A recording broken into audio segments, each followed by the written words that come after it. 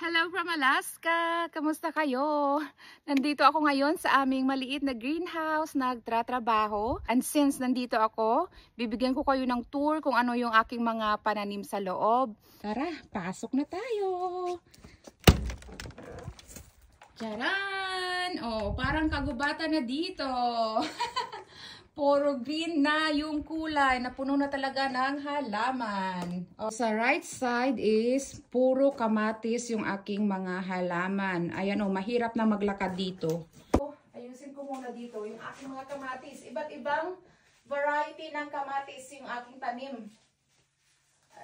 Nakalimutan ko na kung ilang variety. Ako, nagsitambahan na sila. Ayusin mo muna to para makapaglakad tayo dito sa loob.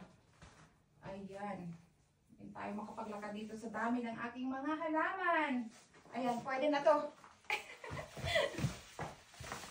Oh my goodness. Alright, since nakita nyo na yung buong halaman ng mga kamatis, pakita ko na lang sa inyo yung mga bunga. Ayan, oh, nagsisihunugan na yung iba. Ayan. Ayan, madami pang mga green. Oh my goodness, ayun, may hinog na rin doon. Oh, ayan. Oh, ito malaki. Maraming kamatis dyan sa baba. Hindi lang makita dahil maraming dahon. Ayan, oh, ang dami. Oh, ayan, hinog na rin. At dito, merong variety na napakaganda. Mahahaba yung kanyang bunga. Ito, oh. Let's see. Ayaw ko nang galawin kasi may mga natanggal na ako ditong bunga dahil nung nag-pruning ako, ayun, oh, nagsilaglagan sila. Ayan, ito, mas madali makita. Ayan, o, diba? Ang cute, ang hahaba na kamatis. Dito naman tayo sa gitna. So, dito sa harapan is yung aking tanim na luya.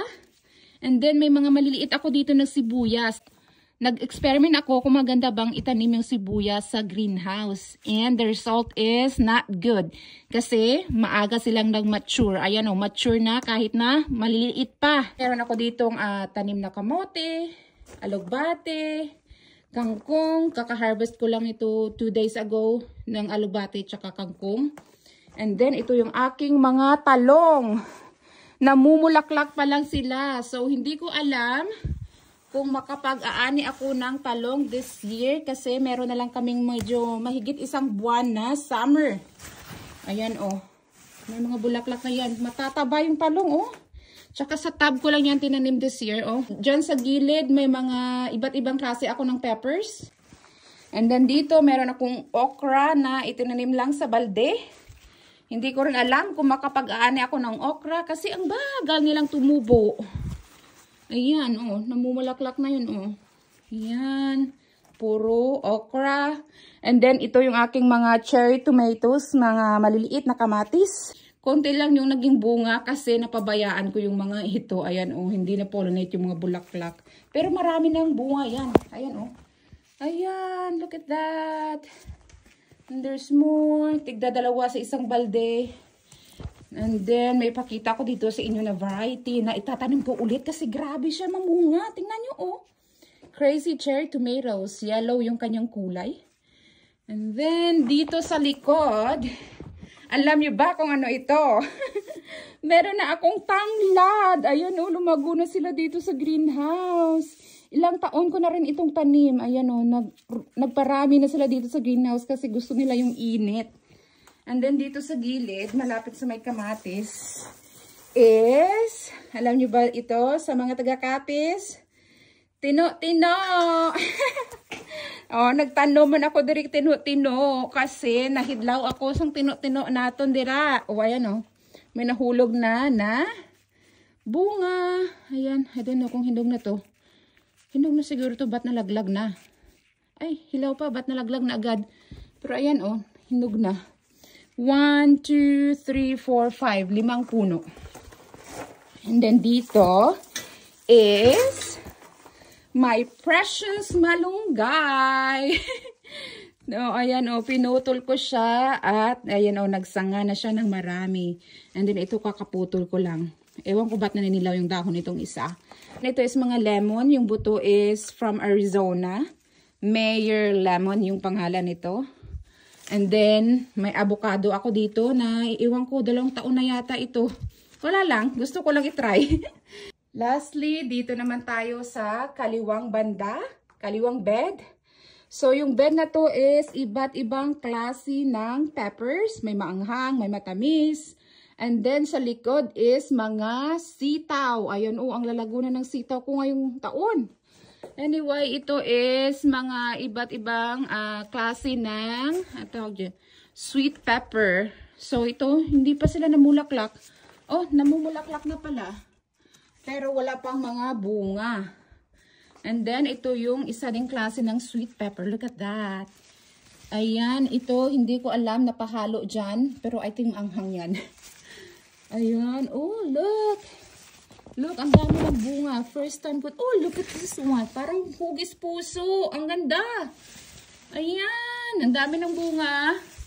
And then, dito is, I think these are jalapenos. Meron na ditong bunga yung jalapenos. Ayan, tingnan nyo. Look at that. Oh. And then, ito na yung napakasipag na pepper mamunga. Yung banana peppers. Ayan o. So, ito hindi ito maanghang. Aanihin ko na ito sila today para makapag bunga pa sila ng marami. Kasi, ayan o.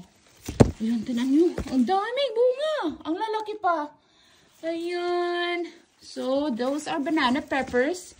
And this one is Tabasco peppers. Yung maliliit na pepper, na hot pepper. Ayan o, yan yung kanyang bunga. Ito pa yung tawag na udto-udto sa atin sa sa Capiz, yung napakaanghang na sili na maliliit. Ayan o, namumulaklak pa lang sila. And then ito na yung ating mga beautiful na sitaws. Look at that, dami na silang bulaklak at bunga. Ito ang liit pa. Pero dito may malaki dito oh. Look. Pwede na itong kainin. Look. Ayan o, ang dami ng bunga dyan. Nagtatago lang sila sa ilalim. Ayan o. Ayan o. 1, 2, 3, 4. Basta marami pang bunga dyan. Hindi lang halata kasi puro green nga. Ayan o. Oh, may hinihingal ako. Baka mainit na dito. Ayan o. Napakaganda. Ayan. So, organic itong aking mga pananim ha. Yung ginagamit ko na fertilizer this year is that one. Fish fertilizer. And then ito rin is bone meal at saka fish meal. So, isda rin. And then meron ako dito mga pinakawalan na mga rod wigglers na mga bulate. Kaya, ayan, matataba yung mga halaman. Ayan. O, diba? Nakakatuwa! Hilig ko talaga kasi magtanim. Kahit na anong klase ng tanim. Mapagulay man yan, bulaklak, succulents, at kung ano-ano pa. So, hanggang dito na lang muna yung ating greenhouse tour. Bye!